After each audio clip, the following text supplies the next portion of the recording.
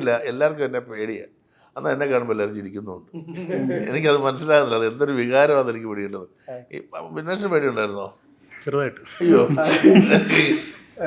അല്ല, എനിക്ക് ഞാൻ പറയുമ്പോൾ ഈ വിനേഷിൻ്റെ സെറ്റിലെ കാര്യം പറയുകയാണെങ്കിൽ എനിക്ക് തോന്നുന്ന ഒരു കാര്യം, ഈ കഥാപാത്രം ആദ്യം എന്നോട് പറഞ്ഞപ്പോൾ ഓർമ്മക്കുറവ് ഇപ്പോഴും ഉണ്ട്. പിന്നെ ഡയബറ്റിക് ആണ്, കുറച്ച് എൻ്റെ ബോഡി ലാംഗ്വേജ് കറക്റ്റാണ്. പ്രത്യേകിച്ച് എൻ്റെ ആ മീശയും താടിയില്ലായ്മ, അതൊക്കെ ഒരു മുടിയൊക്കെ കാണുമ്പോൾ ഒരു പ്രത്യേക ഒരു പാവം മനുഷ്യൻ എന്ന് തോന്നുന്നത്. ആ ബോഡി ലാംഗ്വേജ് എനിക്ക് ഭയങ്കര ഗുണം ചെയ്തിട്ടുണ്ട്. പിന്നെ ഞാനങ്ങ് വളരെ ഒതുങ്ങിയുള്ള അഭിനയം, നോട്ടം, കുറച്ച് വർത്താനം, അങ്ങനത്തെ ഒരു പരിപാടിയാണ്. ഇപ്പോൾ ഒരു വലിയ പേസ് ഇല്ല, സ്ലോ പേസാണ്. അത് ഈ ക്യാരക്ടർ അങ്ങനെ പറ്റുള്ളൂ. അത് എനിക്ക് തോന്നുന്നു ഒരുവിധം ഒത്തു വന്നിട്ടുണ്ട് ബോഡി ലാംഗ്വേജ്. പിന്നെ ഇവർ ഹാപ്പി ആയിരുന്നു തോന്നുന്നു, സന്തോഷിച്ചിട്ടൊക്കെ എന്നെ പറഞ്ഞു വിട്ടത്. ഇപ്പം ചോദിക്കുമ്പോൾ അങ്ങനെയൊക്കെയാണ് പറയണം അല്ലേ? അല്ല, അത് ഉറപ്പായിട്ട് എനിക്ക് ഞാൻ പേടിയെന്ന് പറഞ്ഞത് വേറെ ഇതിലല്ല. ഞാൻ അതുവരെ വർക്ക് ചെയ്തതിൽ ഏറ്റവും കാര്യം പുള്ളിയുടെ CID മൂസ എന്ന് പറയുന്ന പടം എനിക്ക് എന്നെ സംബന്ധിച്ചത് ക്ലാസിക്കാണ്. സോ ഞാൻ ജോണി ചേട്ടനോട് കഥ പറഞ്ഞു കഴിഞ്ഞിട്ടാണ് ഞാൻ ഈ സംഭവം, എനിക്ക് ഈ പടം ഭയങ്കര ഇഷ്ടമാണ്. അപ്പോൾ ഞാൻ ആരാധിച്ച ഒരു സിനിമയുടെ ഡയറക്ടറിനെ, അത് എക്സ്പീരിയൻസ് ആയിട്ടുള്ള ഒരു ആക്ടറിനെ ഞാൻ ഹാൻഡിൽ ചെയ്യാൻ പോകുന്നതിൻ്റെ ഒരു പേടി, അതാണ് ഞാൻ പേടി എന്ന് പറഞ്ഞത്. അല്ലാതെ ജോണി ചേട്ടൻ ആ രീതിക്ക് നമ്മളെ പറഞ്ഞു കൊടുത്ത രീതി, നമുക്ക് എന്താണോ വേണ്ട ആ ഒരു ഔട്ട്പുട്ട് കോൺസ്റ്റൻ്റ്ലി നമുക്ക് തന്നുകൊണ്ടിരുന്നു. സോ ഹാപ്പിയാണ് കംപ്ലീറ്റ്ലി. അജേട്ടാ ഫസ്റ്റ് ഒന്ന് മീറ്റ് ആണ് അപ്പോൾ ജോൺ ചേട്ടനെ ഫസ്റ്റ് മീറ്റിംഗ്?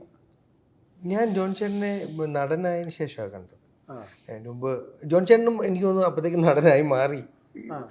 അല്ലല്ല, നമ്മളതിന് മുമ്പ് കണ്ടിട്ടുണ്ട്. നമ്മുടെ മാർത്താണ്ഡൻ്റെ മമ്മൂക്കയുടെ പടം ക്ലീറ്റസിനൊക്കെ സെറ്റ് ചെയ്യാൻ വന്നിട്ടുണ്ട്. പിന്നെ മറ്റേ വിനീത് സ്വാഭാവികമായിട്ട് എൻ്റെ പടത്തിനല്ല അതിൻ്റെ അഭിനയിച്ചത്. അതെ, അതിനുശേഷം വിനീത് ഡയറക്ടർ ആണല്ലോ മലർവാടി.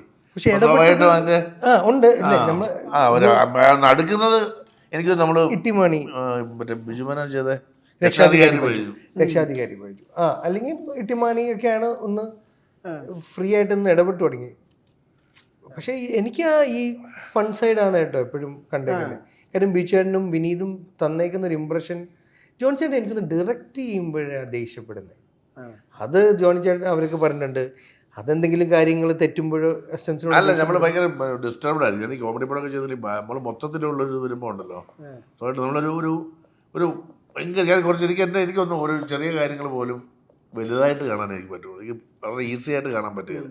അതുകൊണ്ട് തന്നെ അങ്ങനെ റിലാക്സ് ചെയ്യുന്ന സെറ്റുകളിൽ ഞാൻ ചെല്ലുമ്പോൾ അത്ഭുതപ്പെട്ട് പോയിട്ടുണ്ട്. ഇവരൊക്കെ എങ്ങനെ റിലാക്സ് ചെയ്തു തോന്നിയിട്ടുണ്ട്. നമ്മൾ മൊത്തം ഈ ലോകത്ത് നടക്കുന്ന എല്ലാ കുഴപ്പവും നമ്മളുടെ കുഴപ്പം കൊണ്ടാണെന്ന് നമ്മൾ അറിയാതെ വിചാരിക്കും. ഇപ്പോൾ ഒരു സീൻ എടുക്കുന്നു, അതിന് ഒരു പാസിങ് ഓർഡർ മറ്റൊരു അറേഞ്ച് ചെയ്യണം, അപ്പോഴേക്കും ഡ്രസ്സ് വന്നിട്ടില്ല. ഇങ്ങനത്തെ ചില കാര്യങ്ങളുണ്ടല്ലോ. ഇപ്പം നാളെ എടുക്കേണ്ട സീനെ കുറിച്ച് ഞാൻ ചിലപ്പോൾ ഇന്നിരുന്ന് മറ്റത് പറഞ്ഞിട്ടുണ്ടോ, ഒരാവശ്യമില്ല, ഇത് എടുത്തിട്ട് പോയാൽ മതി.